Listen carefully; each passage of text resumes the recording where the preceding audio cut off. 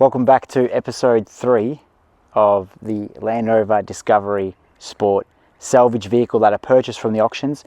Not running, kinder surprise, didn't know what was wrong with it. When we went to start it, it sounded shocking. So we pulled apart the cam box, made sure that none of the valves were hit. Everything seemed to look good. And now we're starting to pull apart the gearbox and K-frame to drop that because we're suspecting the timing chains have stretched or jumped. So that is where we're at. So sit back, grab yourself a cold beer, keep your hands nice and clean because mine are about to get filthy. Let's get into it. Let's rip this thing apart. All right, so here we are again. It's time now to get the gearbox out, fix up the timing. Now that we know that nothing in the top of the engine is damaged, there's no broken rocker arms, all the valves heights look pretty good. The best way to check 100% is, and I've just noticed there's a bolt nut missing down there. We need to pop that guy back on.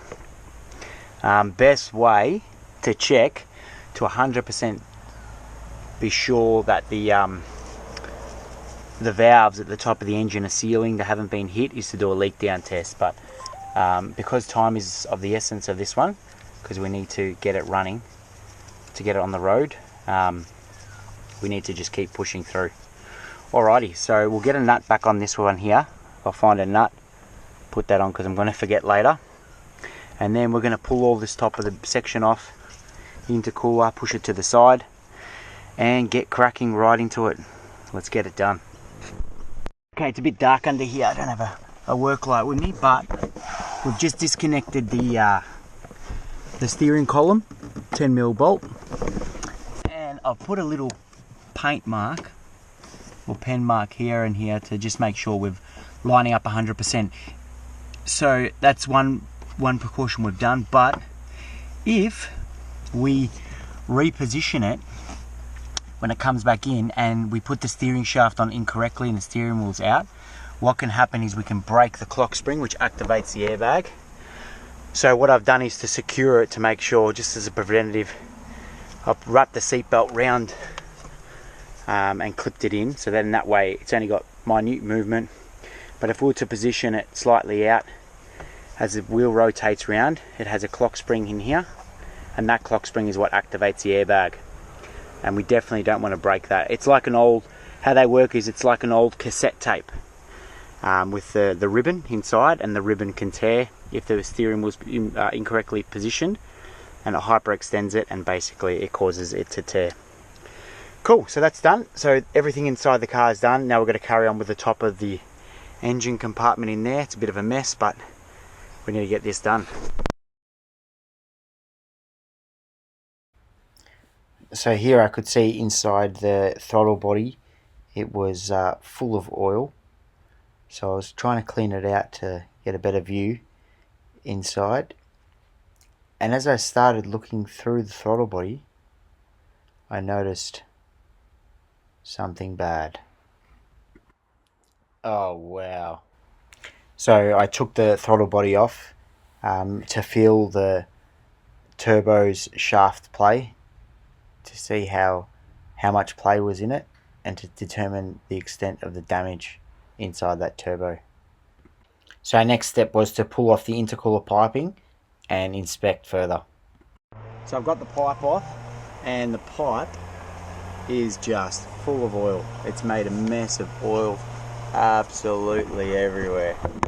Oil dripping out everywhere inside, which indicates that this guy, the turbo seals, are probably gone. Sucks. But anyway, we carry on. We have a twist mechanism for the plug, and you got to twist anti-clockwise with that lever to pop that off. So that's off. Got to move intercooler out the way. So now we remove the top 2 intercooler mount bolts, and then we slide under the car to remove the bottom 2. Alrighty, let's pull off this tray. So this is where you tow from.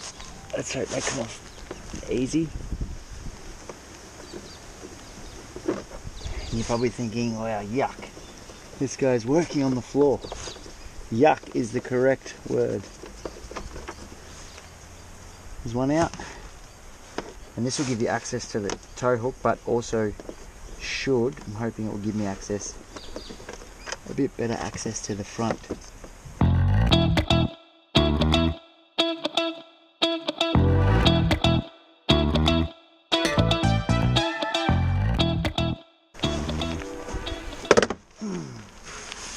Talk about overkill. Alright, that gives you access to that. Let's get rid of him. And that gives me no access to anything else. So that was a complete waste of my time. Alright, so here's our intercooler. So we need to unbolt him. And then zip tie that off to the side. Alright, let's get that done. So because this is the very first time I've pulled a Land Rover Discovery Sport apart to access its timing chains, don't copy what I'm doing here. Easiest way is to remove the K-frame first.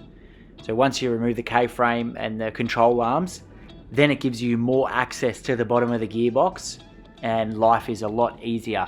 So I like to make my life difficult and give it a challenge, but little did I know. Well, now we focus on removing the other wheel, and then we look at removing the sway bar links, the steering rack ends, and then we start targeting the lower control arms to free it up and take them off the K-frame. So this sensor here that I'm just removing is the suspension level ride height. And what this does is it detects the suspension movement from the lower control arm, and then it detects how much weight is on the back end of the car.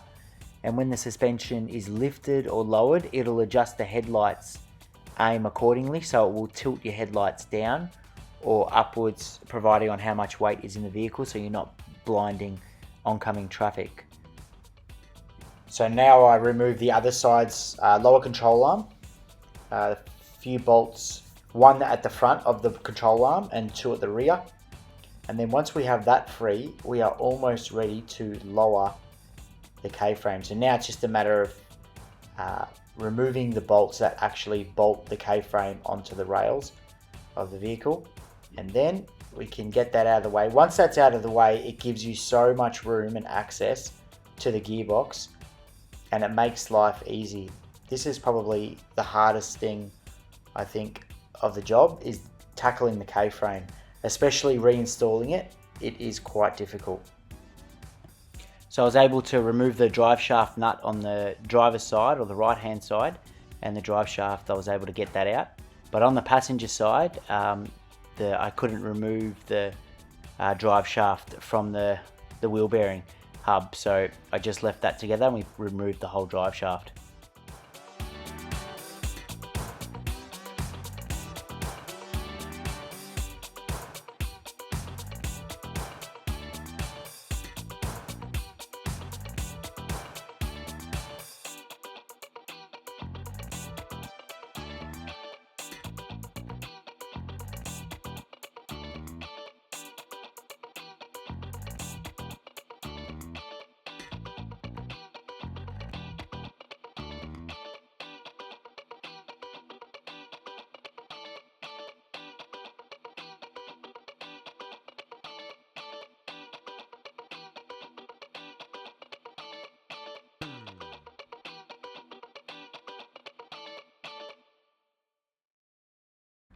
Well, now I crack off the remaining bolts that hold the K-frame in, and then on the passenger side or left hand side of the car, there's two plugs that run down that feed power to the steering rack, and also one for the exhaust sensor.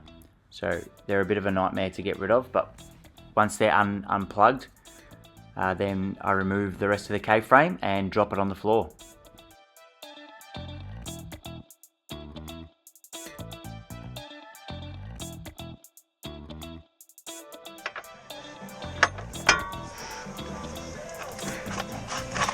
Here we go.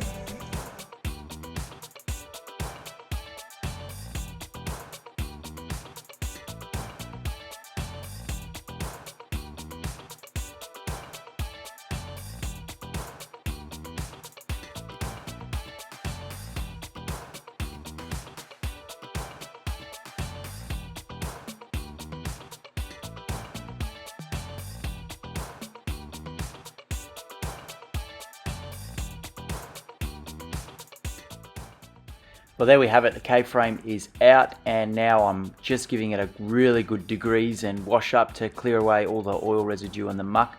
The electric steering rack's still connected, and the sway bar was sitting on top, but I just put it to the side. But now we have full access to the bottom of the transmission to get that out and then attack the chains.